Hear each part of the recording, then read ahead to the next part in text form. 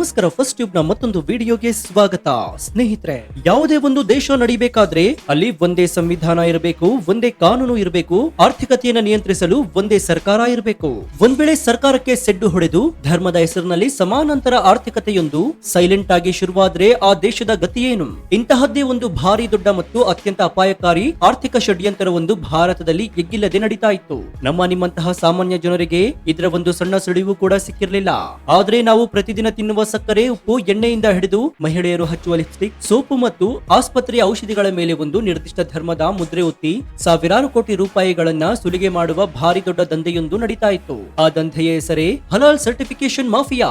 ಯಾವುದೇ ಸರ್ಕಾರಿ ಮಾನ್ಯತೆ ಇಲ್ಲದ ಕೇವಲ ಖಾಸಗಿ ಧಾರ್ಮಿಕ ಸಂಸ್ಥೆಗಳು ಭಾರತದ ದೊಡ್ಡ ದೊಡ್ಡ ಕಂಪನಿಗಳನ್ನ ಬ್ಲಾಕ್ ಮೇಲ್ ಮಾಡಿ ಕೋಟ್ಯಾಂತರ ರೂಪಾಯಿ ಸುಲಿಗೆ ಮಾಡ್ತಾ ಇದ್ವು. ಈ ಹಣ ಯಾರಿಗೆ ಸೇರ್ತಾ ಇತ್ತು, ಎಲ್ಲಿಗೆ ಹೋಗ್ತಾ ಇತ್ತು, ಯಾರಿಗೂ ಗೊತ್ತಾಗಿರಲಿಲ್ಲ.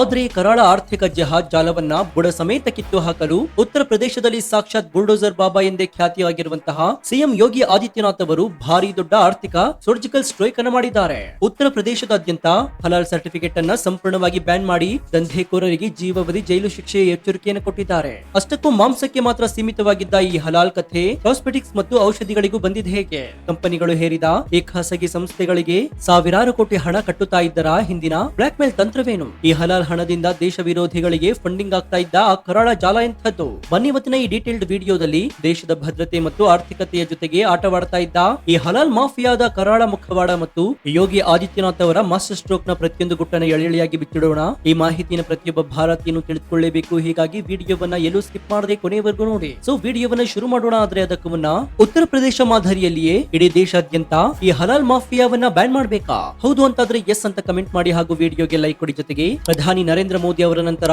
ಭಾರತದ ಮುಂದಿನ ಪ್ರಧಾನಿಯಾಗಿ ಯೋಗಿ ಆದಿತ್ಯನಾಥ್ ಅವರು ಆಯ್ಕೆಯಾಗಬೇಕು ಅಂತ ನಿಮ್ಗನ್ಸಿದ್ರೆ ಐ ಸಪೋರ್ಟ್ ಯೋಗಿ ಅಂತ ಕಮೆಂಟ್ ಮಾಡಿ.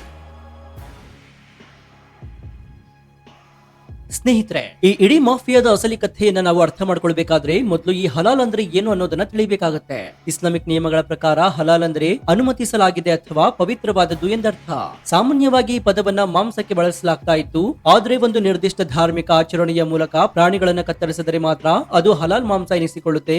ಇದು ಕೇವಲ ಒಂದು ಧರ್ಮದ ಜನರ ಆಹಾರ ಪದ್ಧತಿಯಾಗಿತ್ತು. ಇಲ್ಲಿಯವರೆಗೂ ಯಾರಿಗೂ ಯಾವ ತೊಂದರೆ ಕೂಡ ಇರಲಿಲ್ಲ.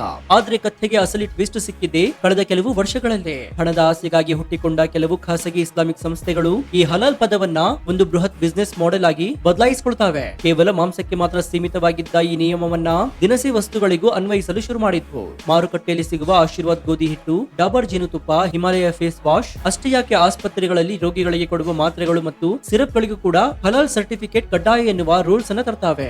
ಒಮ್ಮೆ ಯೋಚನೆ ಮಾಡಿ ನೋಡಿ, ಗೋಧಿ ಹಿಟ್ಟಿನಲ್ಲಿ ಅಥವಾ ಸಕ್ಕರೆಯಲ್ಲಿ ಹಲಾಲ್ ಮಾಡಲು ಏನಿರುತ್ತೆ?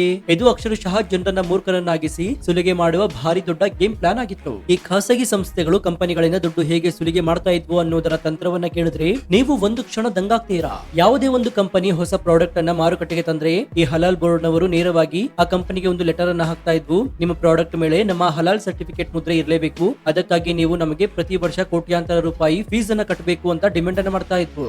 ಒಂದ್ ವೇಳೆ ಆ ಕಂಪನಿಯ ಮಾಲೀಕ ನನ್ನದು ಪ್ಯೂರ್ ವೆಜಿಟೇರಿಯನ್ ಪ್ರಾಡಕ್ಟ್, ನಾನು ನಿಮಗೆ ಯಾಕೆ ಫೀಸ್ ಅನ್ನ ಕಟ್ಟಬೇಕು ಅಂತ ವಿರೋಧ ಮಾಡಿದ್ರೆ ತಕ್ಷಣವೇ ಶುರುವಾಗ್ತಾ ಇದ್ದಿದ್ದೆ ಆರ್ಥಿಕ ಜಿಹಾದ್. ಈ ಸಂಸ್ಥೆಗಳು ತಮ್ಮ ಸಮುದಾಯದ ಜನರಿಗೆ ಫತ್ವಾ ಅಥವಾ ಆದೇಶವನ್ನು ಹೊರಡಿಸುತ್ತಿದ್ವು. ಈ ಕಂಪನಿಯ ಪ್ರಾಡಕ್ಟ್ ನಲ್ಲಿ ಹಲಾಲ್ ಸರ್ಟಿಫಿಕೇಟ್ ಇಲ್ಲ, ಹಾಗಾಗಿ ಇದರಲ್ಲಿ ಪ್ರಾಣಿಯ ಕೊಬ್ಬು ಬೆರೆಸಿರಬಹುದು, ಯಾರು ಕೂಡ ಈ ಪ್ರಾಡಕ್ಟ್ ಅನ್ನು ಖರೀದಿ ಮಾಡಬೇಡಿ ಅಂತ ಬಾಯ್ಕಾಟ್ ಅಭಿಯಾನವನ್ನ ಶುರು ಮಾಡ್ತಾ ಇದ್ವು. ಇವರ ಈ ಬಾಯ್ಕಾಟ್ ಬೆದರಿಕೆಗೆ ಹೆದರಿದ ಎಷ್ಟೋ ಬಹುರಾಷ್ಟ್ರೀಯ ಕಂಪನಿಗಳು ಊರೆಲ್ಲ ಇರುವ ಹಿಂದೂಗಳ ದುಡ್ಡಿನಲ್ಲಿ ಬಿಸಿನೆಸ್ ಮಾಡುತ್ತಾ ಸೈಲೆಂಟ್ ಆಗಿ ಈ ಖಾಸಗಿ ಹಲಾಲ್ ಸಂಸ್ಥೆಗಳಿಗೆ ಸಾವಿರಾರು ಕೋಟಿ ರೂಪಾಯಿಗಳನ್ನ ಕಪ್ಪ ಕಾಣಿಕೆಯಾಗಿ ಕಟ್ತಾ ಇದ್ವು. ಇದೊಂದು ರೀತಿ ಪ್ರೊಡಕ್ಷನ್ ಮಣಿ ಅಥವಾ ಅಫ್ತಾ ವಸೂಲಿ ದಂಧೆಯಾಗಿತ್ತು. ಸ್ನೇಹಿತರೆ, ಈ ಇಡೀ ಷಡ್ಯಂತರದ ಅತಿ ದೊಡ್ಡ ಮತ್ತು ಅತ್ಯಂತ ಅಪಾಯಕಾರಿ ಪಾಯಿಂಟ್ ಇರುವುದೇ ಇಲ್ಲಿ. ಭಾರತದಲ್ಲಿ ಯಾವುದೇ ಫುಡ್ ಪ್ರಾಡಕ್ಟ್ ಅನ್ನ ಸರ್ಟಿಫೈ ಮಾಡುವ ಅಧಿಕಾರ ಇರುವುದು ಕೇಂದ್ರ ಸರ್ಕಾರದ FSSAI ಮತ್ತು FDA ಗೆ ಮಾತ್ರ. ನೀವು FSSAI ಗೆ ಟ್ಯಾಕ್ಸ್ ಅಥವಾ ಫೀಸ್ ಕಟ್ಟಿದರೆ ಅದು ಸರ್ಕಾರದ ಖಜಾನೆಗೆ ಸೇರುತ್ತೆ, ರಸ್ತೆ ಆಸ್ಪತ್ರೆ ಕಟ್ಟಲು ಬಳಕೆಯಾಗುತ್ತೆ. ಆದ್ರೆ ಈ ಖಾಸಗಿ ಹಲಾಲ್ ಸಂಸ್ಥೆಗಳಿಗೆ ಕಂಪನಿಗಳು ಕಟ್ತಾ ಇದ್ದ ಆ ಸಾವಿರಾರು ಕೋಟಿ ರೂಪಾಯಿ ಹಣ ಎಲ್ಲಿಗೆ ಹೋಗುತ್ತಿತ್ತು? ಈ ಸಂಸ್ಥೆಗಳು ಸರ್ಕಾರಕ್ಕೆ ಯಾವುದೇ ಆಡಿಟ್ ರಿಪೋರ್ಟ್ ಅನ್ನು ಕೊಡ್ತಾ ಇರಲಿಲ್ಲ. ಗುಪ್ತಚರ ಇಲಾಖೆ ವರದಿ ಪ್ರಕಾರ ಈ ಹಲಾಲ್ ಮಾಫಿಯಾದಿಂದ ಬರುವಂತಹ ಕೋಟ್ಯಾಂತರ ರೂಪಾಯಿ ರೂಪಾಯಿ ಹಣ, ದೇಶದೊಳಗೆ ಅಶಾಂತಿ ಸೃಷ್ಟಿಸುವ ಗುಂಪುಗಳಿಗೆ, ದೇಶ ವಿರೋಧಿ ಕೃತ್ಯ ಎಸಗುವವರಿಗೆ ಕಾನೂನು ನೆರವು ನೀಡಲು ಮತ್ತು ಆಂದೋಲನಗಳಿಗೆ ಫಂಡಿಂಗ್ ಮಾಡಲು ಸೈಲೆಂಟ್ ಆಗಿ ಬಳಕೆಯಾಗ್ತಾ ಇತ್ತಂತೆ. ಅಂದ್ರೆ ನಾವು ನೀವು ಕೊಡುವ ದುಡ್ಡಿನಿಂದಲೇ ಬೆಳೆದಂತಹ ಕಂಪನಿಗಳು ಅದೇ ದುಡ್ಡನ್ನ ಹಲಾಲ್ ಸರ್ಟಿಫಿಕೇಟ್ ಹೆಸರಿನಲ್ಲಿ ಈ ಸಂಸ್ಥೆಗಳಿಗೆ ಕೊಡ್ತಾ ಇದ್ವು. ಆ ಹಣದಿಂದಲೇ ಭಾರತದ ಭದ್ರತೆಗೆ ಕಂಟಕ ತರುವ ಷಡ್ಯಂತ್ರಗಳು ನಡೀತಾ ಇದ್ವು. ಇದೇ ಪ್ಯಾರಲಲ್ ಎಕಾನಮಿ ಅಥವಾ ಸಮಾನಾಂತರ ಆರ್ಥಿಕತೆಯ ಕರಾಳ ಮುಖ.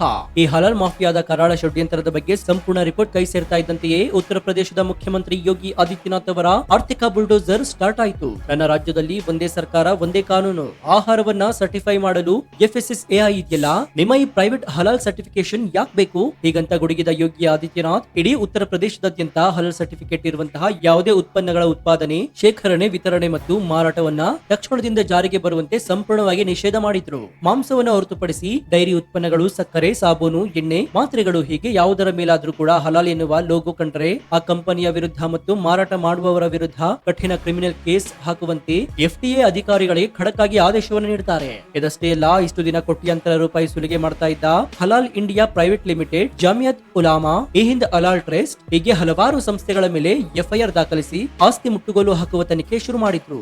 ಯೋಗಿ ಸರ್ಕಾರದ ಈ ಒಂದೇ ಒಂದು ಏಟಿಗೆ ಹಲಾಲ್ ಮಾಫಿಯಾದ ಬೆನ್ನೆಲುಬೆ ಮುರಿದು ಬಿದ್ದಿತ್ತು.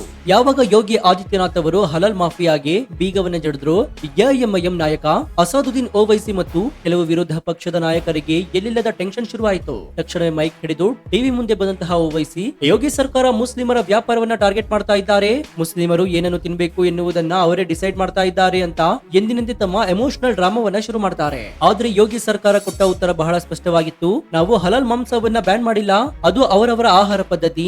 ಆದ್ರೆ ಗೋಧಿ, ಸಕ್ಕರೆ, ಕಾಸ್ಮೆಟಿಕ್ ಮೇಲೆ ನೀವು ಹಲಾಲ್ ಮುದ್ರೆ ಒತ್ತಿ ಹಿಂದೂಗಳಿಗೂ ಇತರೆ ಧರ್ಮದವರಿಗೂ ಕೂಡ ಆ ಪ್ರಾಡಕ್ಟ್ ಗಳನ್ನೇ ಖರೀದಿಸುವಂತೆ ಫೋರ್ಸ್ ಮಾಡ್ತಾ ಇದ್ದೀರಲ್ಲ, ಆ ಸುಲಿಗೆ ದಂಧೆಯನ್ನ ಬ್ಯಾನ್ ಮಾಡಿದ್ದೀವಿ ಅಂತ ತಿರುಗೇಟನ್ನ ಕೊಡ್ತಾರೆ. ಯೋಗಿ ಆದಿತ್ಯನಾಥ್ ಅವರ ಈ ದಿಟ್ಟ ಹೆಜ್ಜೆಯ ನಂತರ ಇಡೀ ದೇಶಾದ್ಯಂತ ಗ್ರಾಹಕರಲ್ಲಿ ಭಾರಿ ದೊಡ್ಡ ಜಾಗೃತಿ ಶುರುವಾಗುತ್ತೆ. ಜನ ಈಗ ಯಾವುದೇ ಪ್ರಾಡಕ್ಟ್ ಖರೀದಿಸುವ ಮುನ್ನ ಅದರ ಮೇಲೆ ಹಲಾಲ್ ಲೋಗೋ ಇದೆಯಾ ಅಂತ ಚೆಕ್ ಮಾಡ್ತಾ ಇದ್ದಾರೆ. ನಮ್ಮ ದುಡ್ಡು ಯಾವುದೇ ಕಾರಣಕ್ಕೂ ದೇಶ ವಿರೋಧಿಗಳ ಕೈಗೆ ಸೇರಬಾರದು ಎನ್ನುವ ಎಚ್ಚರಿಕೆ ಪ್ರತಿಯೊಬ್ಬರಲ್ಲೂ ಕೂಡ ಮೂಡಿದೆ. ಒಟ್ಟಾರೆಯಾಗಿ ಹೇಳೋದಾದ್ರೆ, ಧರ್ಮದ ಹೆಸರಿನಲ್ಲಿ ಬ್ಲಾಕ್ ಮೇಲ್ ಮಾಡುತ್ತಾ ಬಹುರಾಷ್ಟ್ರೀಯ ಕಂಪನಿಗಳಿಂದ ಕೋಟ್ಯಾಂತರ ರೂಪಾಯಿ ವಸೂಲಿ ಮಾಡಿ ದೇಶದೊಳಗೆ ಸಮಾನಾಂತರ ಆರ್ಥಿಕತೆಯನ್ನ ಕಟ್ಟಿಕೊಂಡಿದ್ದ ಈ ಹಲಾಲ್ ಮಾಫಿಯಾವನ್ನ ಧ್ವಂಸ ಮಾಡಿದ ಯೋಗಿ ಆದಿತ್ಯನಾಥ್ ಅವರ ಸಾಧನೆ ನಿಜಕ್ಕೂ ಕೂಡ ಐತಿಹಾಸಿಕವಾದದ್ದು. ಇದು ಕೇವಲ ಒಂದು ರಾಜ್ಯದ ನಿರ್ಧಾರವಾಗಿ ಉಳಿಬಾರದು. ಕೇಂದ್ರ ಸರ್ಕಾರ ಇದೇ ಮಾದರಿಯನ್ನ ಅನುಸರಿಸಿ ಇಡೀ ದೇಶಾದ್ಯಂತ ಈ ಖಾಸಗಿ ಹಲಾಲ್ ಸರ್ಟಿಫಿಕೇಶನ್ ದಂಧೆಯನ್ನ ಸಂಪೂರ್ಣವಾಗಿ ಬ್ಯಾನ್ ಮಾಡಬೇಕು ಎನ್ನುವುದು ಪ್ರತಿಯೊಬ್ಬ ದೇಶ ಪ್ರೇಮಿಯ ಆಗ್ರಹವಾಗಿದೆ. ಸೊ ನಿಮ್ಗೆ ಏನನ್ಸುತ್ತೆ? ದಿನಸಿ ವಸ್ತುಗಳು, ಔಷಧಿಗಳು ಮತ್ತು ಸೌಂದರ್ಯ ವರ್ಧಕಗಳ ಮೇಲೆ ಹಲಾಲ್ ಮುದ್ರೆ ಒತ್ತಿ ಕಂಪನಿಗಳಿಂದ ಹಣ ವಸೂಲಿ ಮಾಡ್ತಾ ಇದ್ದ ಈ ದಂಧೆಗೆ ಯೋಗಿ ಆದಿತ್ಯನಾಥ್ ಅವರು ಶಾಶ್ವತ ಬ್ರೇಕ್ ಹಾಕುವ ಈ ಆಕ್ಷನ್ 100% ಸರಿ ಅಂತ ನಿಮ್ಗೆ ಅನ್ಸುತ್ತಾ? ಭಾರತದಲ್ಲಿ ಆಹಾರ ಸರ್ಟಿಫೈ ಮಾಡಲು ಸರ್ಕಾರಿ ಸಂಸ್ಥೆಗಳಿದೆ, ಆದ್ರೆ ಪ್ರೈವೇಟ್ ಸಂಸ್ಥೆಗಳ ಹಲಾಲ್ ಸರ್ಟಿಫಿಕೇಟ್ ಯಾಕೆ ಬೇಕು? ಮುಗ್ಧ ಜನರ ಹಣ ಹವಾಲಾ ಮೂಲಕ ದೇಶ ವಿರೋಧಿಗೆ ತಲುಪುವುದನ್ನು ತಡೆಯಲು ಇಡೀ ದೇಶಾದ್ಯಂತ ಈ ಹಲಾಲ್ ಮಾಫಿಯಾವನ್ನ ಬ್ಯಾನ್ ಮಾಡಬೇಕು ಎನ್ನುವ ಬೇಡಿಕೆಗೆ ನಿಮ್ಮ ಬೆಂಬಲ ಇದೆಯಾ? ನಿಮ್ಮ ಅತ್ಯಂತ ಪ್ರಮುಖವಾದ ಲಾಜಿಕಲ್ ಮತ್ತು ಪ್ರಾಮಾಣಿಕ ಅನಿಸಿಕೆಯನ್ನು ಕಮೆಂಟ್ ಬಾಕ್ಸ್ ನಲ್ಲಿ ತಪ್ಪದೆ ತಿಳಿಸಿ ಮುಕ್ತವಾಗಿ ಚರ್ಚಿಸೋಣ. ಭಾರತದ ಆರ್ಥಿಕತೆಯನ್ನ ಕಾಪಾಡಿದ ಯೋಗಿ ಆದಿತ್ಯನಾಥ್ ಅವರ ಸರ್ಕಾರದ ಈ ಸ್ಫೋಟಕ ರಿಪೋರ್ಟ್ ಪ್ರತಿಯೊಬ್ಬ ಭಾರತೀಯನಿಗೂ ತಲುಪುವಂತೆ ಹೆಮ್ಮೆಯಿಂದ ಈ ವಿಡಿಯೋವನ್ನು ನಿಮ್ಮ ವಾಟ್ಸ್ಆಪ್, ಫೇಸ್ಬುಕ್ ಗ್ರೂಪ್ ಗಳಲ್ಲಿ ಮರೆಯದೆ ಶೇರ್ ಮಾಡಿ. ಇದೇ ರೀತಿ ರಾಷ್ಟ್ರೀಯ ಭದ್ರತೆ, ಜಾಗತಿಕ ವಿದ್ಯಮಾನಗಳು ಮತ್ತು ರಾಜಕೀಯದ ನಿಷ್ಪಕ್ಷಪಾತ, ತ್ವರಿತ ಮತ್ತು ಅತ್ಯಂತ ಡೀಟೇಲ್ಡ್ ಆದ ರಿಪೋರ್ಟ್ ಗಳಿಗಾಗಿ ನಿಮ್ಮ ನೆಚ್ಚಿನ ಫಸ್ಟ್ ಟ್ಯೂಬ್ ಯೂಟ್ಯೂಬ್ ಚಾನೆಲ್ ಅನ್ನು ಈಗಲೇ ಸಬ್ಸ್ಕ್ರೈಬ್ ಮಾಡಿಕೊಂಡು ಪಕ್ಕದಲ್ಲಿರುವಂತಹ ಬೆಲ್ ಐಕಾನ್ ಅನ್ನು ಪ್ರೆಸ್ ಮಾಡಿ. ಇದರಿಂದ ನಾವು ಹಾಕುವ ಹೊಸ ವಿಡಿಯೋಗಳ ನೋಟಿಫಿಕೇಶನ್ ಮೊದಲು ನಿಮಗೆ ಸಿಗುತ್ತೆ. ಮತ್ತೊಂದು ಸ್ಫೋಟಕ ಜಾಗೃತಿ ಮೂಡಿಸುವ ಹೆಮ್ಮೆಯ ವಿಡಿಯೋದೊಂದಿಗೆ ನಿಮ್ಮನ್ನ ಭೇಟಿಯಾಗ್ತೀನಿ. ಅಲ್ಲಿಯವರೆಗೂ ಎಚ್ಚರದಿಂದ ಇರಿ. ನೀವು ಖರೀದಿಸುವ ವಸ್ತುಗಳ ಮೇಲೆ ಎಚ್ಚರಿಕೆಯನ್ನು ವಹಿಸಿ. ಇದಾಗಿತ್ತು ಈ ಕ್ಷಣದ ವಿಶೇಷ. ನೋಡ್ತಾ ಇರಿ ಫಸ್ಟ್ ಟ್ಯೂಬ್ ಕನ್ನಡ. ಧನ್ಯವಾದ.